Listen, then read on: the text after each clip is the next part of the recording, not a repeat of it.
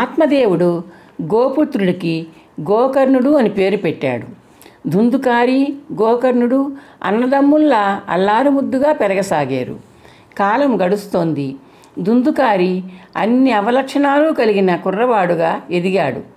పెద్దల మాట పెడచెవిన పెడుతూ చదువు, సంధ్య అనేవి లేకుండా దుర్మార్గుడిగా రూపొందాడు. ఆత్మదేవుడు ధుందుకారి ప్రవర్తన చూస్తూ నిరాశ నిస్పృహలతో కృంగిపోయాడు. అయితే గోగర్భాన జన్మించిన గోకర్ణుడు సకల సద్గుణాలను స్థానంగా రూపొందడం ఆయనకు కొంతలో కొంత ఆనందాన్ని ఇచ్చింది. గోకర్ణుడు విద్యాబుద్ధులు నేర్చుకున్నాడు. సకల శాస్త్రాలను వల్లెవేశాడు. తన భార్య దుందులి కడుపున పుట్టిన పుత్రుడు ఏ విధంగా అభివృద్ధి చెందాలని ఆత్మదేవుడు కోరుకున్నాడో ఆ విధంగా గోకర్ణుడు అభివృద్ధి చెందాడు. నూనూగు మీసాల వయసు వచ్చేసరికే దుందుకారుడు అన్ని వ్యసనాలకు బానిస అయ్యాడు. దొంగతనాలకు, వ్యభిచారానికి అలవాటు పడ్డాడు. తల్లిదండ్రులను గౌరవించడం మానేశాడు. తన దుర్గుణాలతో, దుర్మార్గ ప్రవర్తనతో తల్లిదండ్రులనే కాకుండా ప్రజలను కూడా కష్టనష్టాలకు గురిచేశాడు.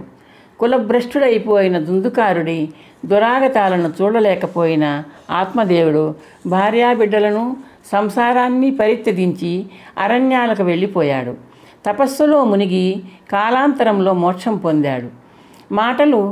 మాటకు మారు చెప్పకుండా తనతో కాపురం చేసిన భర్త కనుమరుగు కావడంతో దుందులి ఏకాకి అయిపోయింది.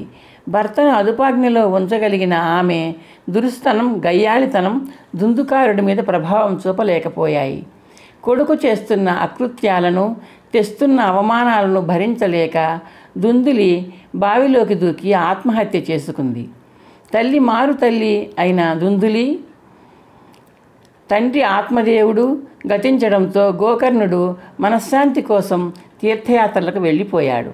ఒంటరివాడైపోయి స్వయం రాజా, స్వయం మంత్రి అయిన దుందుకారుడు స్వగృహాన్ని తన వ్యసనాలకు స్థావరంగా చేసుకున్నాడు.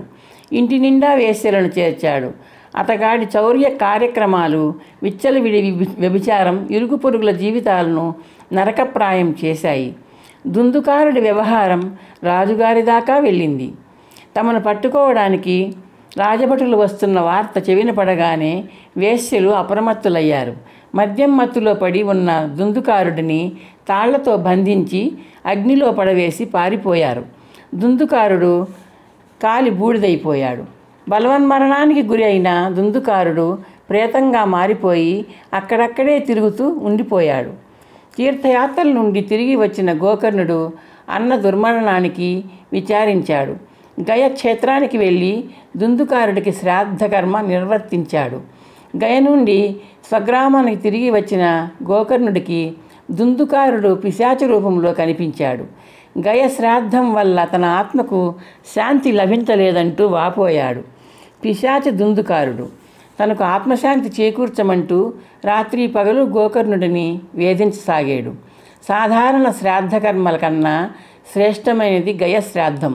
చనిపోయిన వ్యక్తికి గయశ్రాద్ధం ద్వారా ముక్తి లభించడం తథ్యం. అలాంటిది దుందుకారుడి విషయంలో గయశ్రాద్ధం వ్యర్థం కావడం గోకర్ణుడిని ఆశ్చర్యంలో పడవేసింది. దుందుకారుడి ఆత్మశాంతి కోసం ఏం చేయాలో పాలుపోని గోకర్ణుడు పండితులను సంప్రదించాడు. కర్మసాక్షి అయిన సూర్యభగవానుడి గురించి తపస్సు చేసి ఆయన కరుణను పొందడం తప్ప వేరే మార్గం లేదన్నారు పండితులు. గోకర్ణుడు అరణ్యంలో ఏకాంత ప్రదేశంలో సూర్యుడి గురించి తపస్సు ప్రారంభించాడు.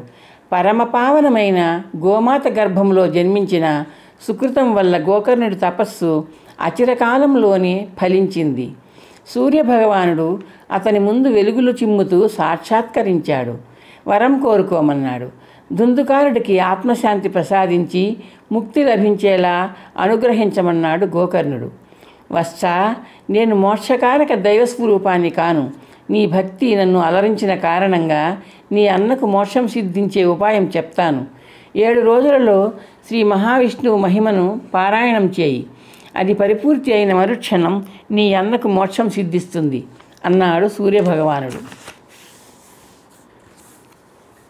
గోకర్ణుడు ధన్యవాద సూచకంగా చేతులు జోడించి నమస్కరించాడు. సూర్యుడు అంతర్ధానం చెందాడు. ఆసక్తిగా వింటున్న శిష్యులను కలయజూశాడు నిర్వికల్పానంద.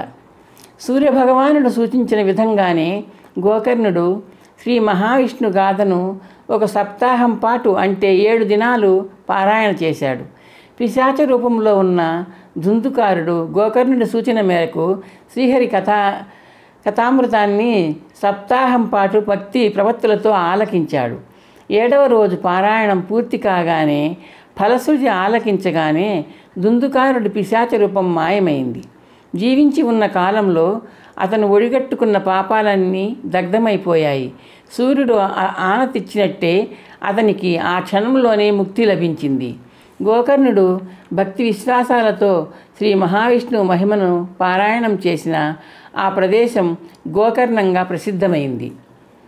నిర్వికల్పానంద వివరణను ఆలకించిన శిష్యులు సంతోషంతో చిరునవ్వులు చిందించారు. అంటే గోకర్ణుడు శ్రీ మహావిష్ణుగాథ సప్తాహం జరిపిన ప్రదేశం పావనమైన గోకర్ణ క్షేత్రం అయిందన్నమాట. సదానందుడు అన్నాడు. అంతేకాదు, కాలక్రమాన ఆ పావన ప్రదేశం మహామహిమాన్వితమైన శైవక్షేత్రంగా మారింది. ఆ క్షేత్రాన్ని దర్శించి పరమేశ్వరుడిని ఆరాధించి ఎందరో తమ పాపాలను పరిహరించుకున్నారు. నిర్వికల్పానంద అన్నాడు. గోకర్ణ క్షేత్రంలో పాప ప్రక్షాళనం చేసుకున్న వాళ్లలో అయోధ్యను పరిపాలించిన సూర్యవంశ చక్రవర్తి మిత్రసహుడు ప్రముఖుడు. ఒకసారి మిత్రసహుడి మీద ఆగ్రహించిన వశిష్ఠుడు ఆయనను రాక్షసుడిగా 12 ఏళ్ళు అరణ్యాలలో సంచరిస్తూ కష్టపడమని శపించాడు. మిత్రసహుడు ప్రతిశాపం ఇవ్వడానికి చేతిలోనికి జలం తీసుకున్నాడు. వశిష్ఠుడి మీద శాపపు జలాన్ని చల్లేలోగా ఆయన భార్య మదయంతి వారించింది.